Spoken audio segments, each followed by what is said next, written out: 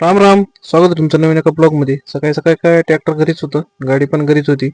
जरा डिझेल येऊ लागलं तर डिझेलची वाट बघितली, डिझेल वगैरे टाकलं. मग घेऊन गेलता नामदेव भैयाना ट्रायली. मग आपल्याला जोडायची होती ट्रायली. सकाळी सकाळी होती एक लोकलची ट्रिप. मग काय नामदेव भैया आला, ट्रायली वगैरे जोडली. शेशी पण आला होता मशीनकडं. मग म्हणलं चला आता निघाव खट्या जायचं होतं ऊस भरायला. ऊस भरायला जायचं होतं महेश सोमोशीच्या शेतात. महेशनं काय ऊसाची निगा एकदम व्यवस्थित राखली हो, खरंच नाद केलाय. आपण काय युट्यूबला व्हिडिओ मध्येच बघितला होता असा उभा ऊस, पण पहिल्यांदाच बघितलो. मग काय आपला मोह आवरला नाही. कारण जिथं चांगलं दिसतंय तिथं कसं आहे, काहीतरी व्हिडिओ केलाच पाहिजे चांगला.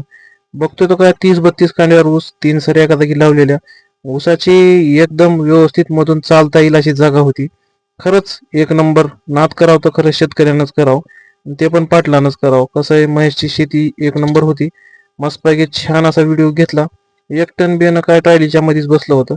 यायचं होतं गणेश भाऊच्या शेताकडं. मग म्हणलं चला आता जाऊया. खूप छान केलेलं आहे शेत महेशचं. मग तिथून निघालो आपण पुढे. पुढे निघाल्यानंतर काय इथं चालू होतो. मग सोबत आला होता ह्यो बारक्या. म्हणला ह्याला लई ट्रॅक्टरवर बसायचा नाद. म्हणला छान असा व्हिडिओ घेतला भाऊचा आणि बारक्याचा. मग तिथून निघालो पुढे. मग काय गणेश भाऊचा सर्व ऊस गेलेला आहे. खोडवा वगैरे मारून घेतले त्याने. मग काय तिथं खाली केलं आणि आलो शेताकडे. शेताकडे लावायचं होतं पेरणी यंत्र. पेरणी यंत्र घेऊन जायचं होतं ओमच्या शेतात. मग म्हणलं आता ओमच्या शेतात आलो. तिथून आपल्याला खात बी वगैरे टाकलं. जरा हरभरा घालायचा होता. मग हरभरा टाकला, खात टाकलं, सर्व ओके मध्ये केलं काम आणि चालू केली पेरणी. मग म्हणलं बघूया आता कसं आहे. जवळपास 15-20 मिनिटानंतर वावर पण संपलं. शेवटचं तास चालू होतं. म्हणलं एक छोटासा व्हिडिओ उचलायला लागते, कारण रान लईच खराब होतं, धडधड धडधड आपटतच होतं. मग म्हणलं छान असा व्हिडिओ घेतला.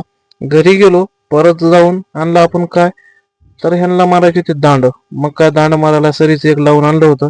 दांड वगैरे मारले. जरा लागत नव्हतं म्हणलं ओमला वरी बस. ओमला वगैरे बसून मग तिथून आलो डायरेक्ट तळ्यावर. तळ्यावर जर आपल्याला जोडायची होती मोटर, पाईप वगैरे काढून घेतले.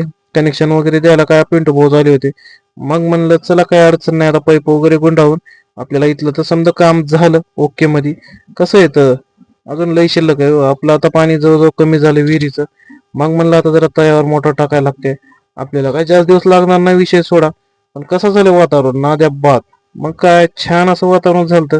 निळाबा म्हणल्यावर एक व्हिडिओ उचलायला लागते. त्यात भरलो आपण मध्ये गाडीमध्ये पाईप. कसं आहे, मग जरा शिल्लक होते म्हणलं जाऊन घेऊन टाकावं शेताकडं.